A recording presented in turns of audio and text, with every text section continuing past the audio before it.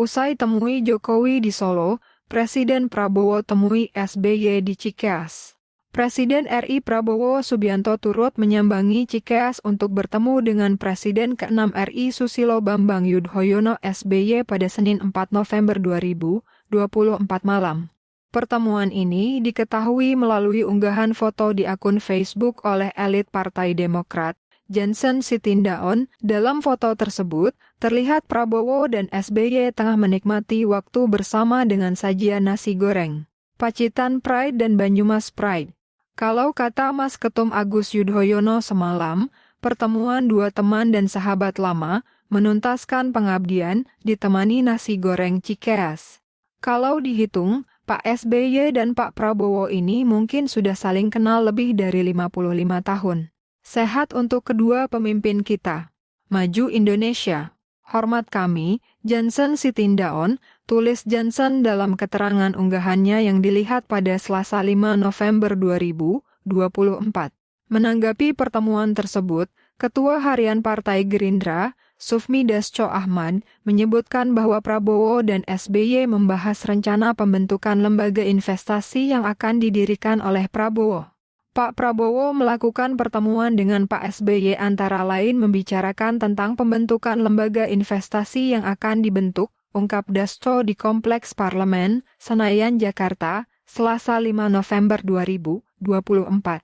Menurut Dasko, pengalaman SBY sebagai mantan presiden selama 10 tahun membuatnya menjadi sosok yang tepat bagi Prabowo untuk bertukar pikiran.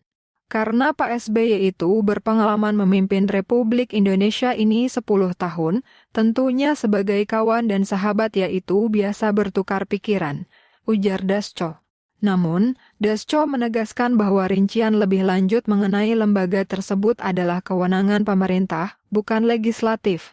Ya biar nanti, itu bukan kewenangan saya di legislatif, biar eksekutif nanti yang itu yang menjelaskan, tambahnya. Sebelumnya, Presiden Prabowo juga bertemu dengan Presiden ke-7, Joko Widodo di Solo pada Minggu 3 November 2024 petang. Pertemuan ini berlangsung setelah Prabowo menyelesaikan kunjungan kerjanya di Merauke, Papua. Prabowo yang mengenakan kemeja biru disambut hangat oleh Jokowi dan Ibu Iriana Jokowi. Jokowi mengenakan kemeja putih, kemudian mengajak Prabowo masuk ke dalam rumahnya. Prabowo, Jokowi, dan Iriana berbincang sejenak di dalam rumah sebelum akhirnya Prabowo dan Jokowi berangkat ke Angkringan Semar untuk makan malam berdua. Mau ngajak makan?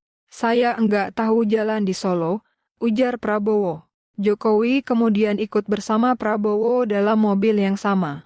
Keduanya menikmati makan malam dengan hidangan angkringan khas Solo, seperti tempe mendoan dan minuman hangat.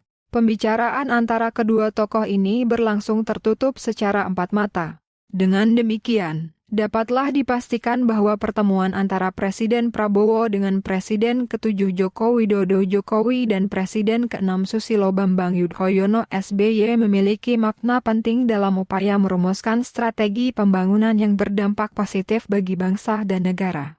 Di tengah berbagai tantangan yang dihadapi Indonesia, baik di bidang ekonomi, sosial, maupun politik, kolaborasi dan dialog antara para pemimpin bangsa merupakan langkah signifikan untuk mewujudkan kesejahteraan rakyat. Melalui pertemuan dan diskusi yang erat ini, ketiganya dipastikan membahas langkah-langkah konkret untuk memperkuat perekonomian nasional, meningkatkan investasi, serta menciptakan lebih banyak lapangan pekerjaan bagi masyarakat. Selain itu, pertemuan ini menjadi bukti nyata bahwa kerjasama lintas generasi dan pandangan politik sangat dibutuhkan untuk mencapai tujuan bersama, yaitu pembangunan Indonesia yang adil dan merata. Dengan pengalaman dan wawasan yang luas dari ketiga pemimpin tersebut, diharapkan akan lahir kebijakan yang tidak hanya menguntungkan secara jangka pendek, tetapi juga membawa manfaat besar bagi masa depan generasi mendatang.